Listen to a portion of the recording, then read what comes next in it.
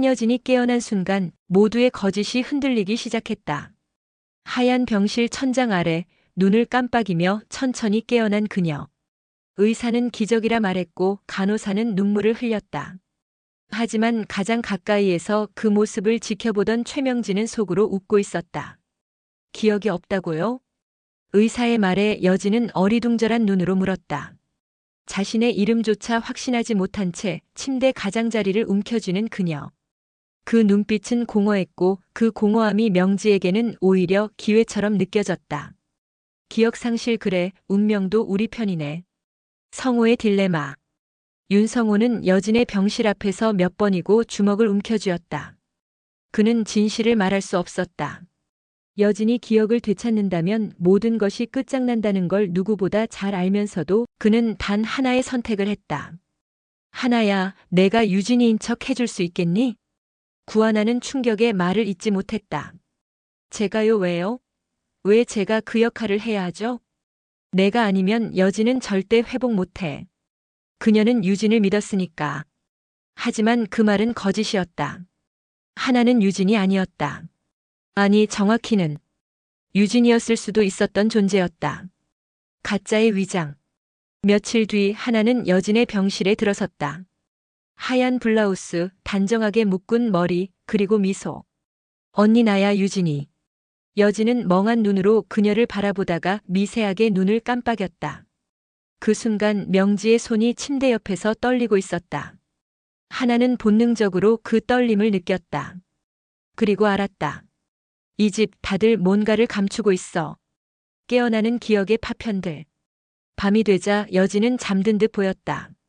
하지만 그녀의 눈동자는 꿈틀거렸다.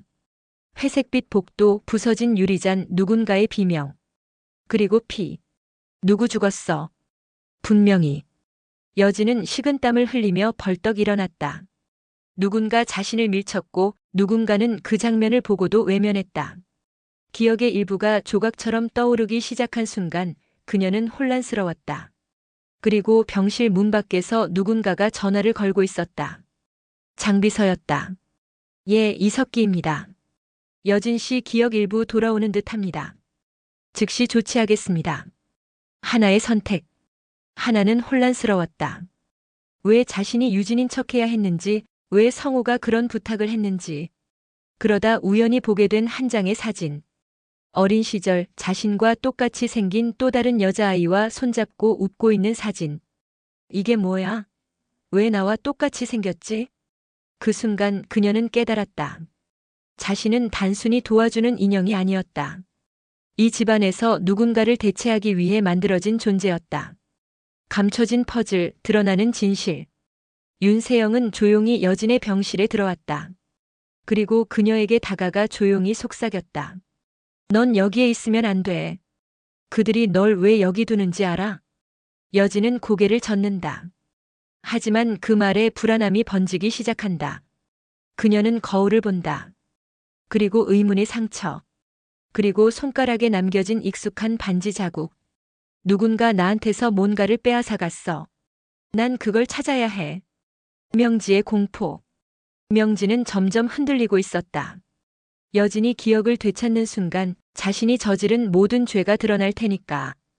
그녀는 신방울을 찾아가 한 가지 제안을 한다. 여진을 외국으로 보내요. 평생 기억 못한 채 조용히 살게 해줘요. 하지만 방울은 묻는다. 그 아이가 기억 못하면 당신은 양심에 걸리지 않습니까? 명지는 그 질문에 아무 대답도 하지 못했다. 최후의 장면. 그날 밤. 여진은 병원 옥상에 혼자 올라가 있다. 하나는 그를 따라온다. 유진이 진짜 내 이름 맞아? 하나는 입술을 깨물며 고개를 젓는다. 아니, 미안해. 난 유진이 아니야. 그냥 누군가의 부탁을 받았을 뿐이야. 여진의 눈동자가 흔들린다. 하지만 그 순간 그녀의 입에서 나온 말은 전혀 예상 밖이었다. 고마워. 이제 내가 거짓말 했다는 걸 들었으니까.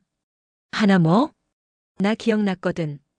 신여진은 기억이 돌아온 순간 세상을 다르게 보기 시작했다.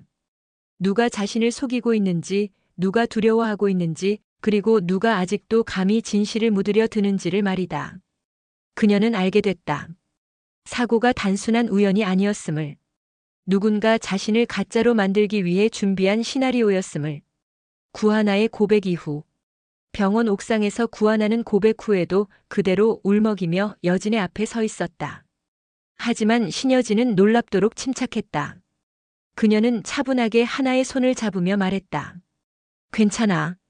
너는 나를 속이려 한 게 아니라 누군가의 말을 따른 것뿐이야. 하지만 내가 했던 말들 전부 다 거짓이었어. 나는 너의 거짓 속에서 진짜를 찾았어. 신여진의 그 말에 하나는 처음으로 위안이라는 감정을 느꼈다. 하지만 그것이 폭풍 전야였다는 걸 그땐 몰랐다. 최명지의 조급함. 최명지는 불안에 떨고 있었다. 여진이 다시 예전의 눈빛을 되찾았다는 사실만으로도 공포였다. 그녀는 신방울을 불러 다시 한번 묻는다. 당신 확실히 그 약 넣었지? 기억 차단제는 완벽하지 않아요. 일시적일 뿐입니다. 그럼 언제든 돌아올 수도 있다는 뜻이겠군요. 명지는 치밀어 오르는 불안을 사귀며 책상 서랍을 연다. 그 안엔 여진의 과거 입양 기록과 병원 진단서, 그리고 가짜 유진 프로젝트를 위한 메모들이 가득했다. 신여진의 반격 준비. 그날 밤 여진은 몰래 병실을 빠져나온다. 도움을 준 사람은 구지석이었다. 누나, 내가 널 데려갈게. 이 집안 미쳐 돌아가고 있어. 지석은 원래 여진을 경계했지만 어쩐지 그녀에게서 가짜의 냄새보다 진짜의 고통을 느낄 수 있었다. 두 사람은 함께 윤성호의 비밀 오피스를 향한다. 거기서 여진은 충격적인 영상을 보게 된다. CCTV 기록. 사고 당일 밤 여진이 밀려 떨어지는 순간 그 현장에 서 있던 사람은 최명지였다. 말도 안 돼. 그날 내가 본 그림자가 명지였어. 그 여자는 회장님의 아내가 아니야. 괴물이야. 무너지는 믿음, 흔들리는 윤성호. 윤성호는 하나가 거짓을 고백했다는 사실을 알게 된다. 그리고 여진이 사라졌다는 소식에 미쳐가고 있었다. 그는 명지를 찾아가 따진다. 당신 혹시 여진에게 손댄 거야?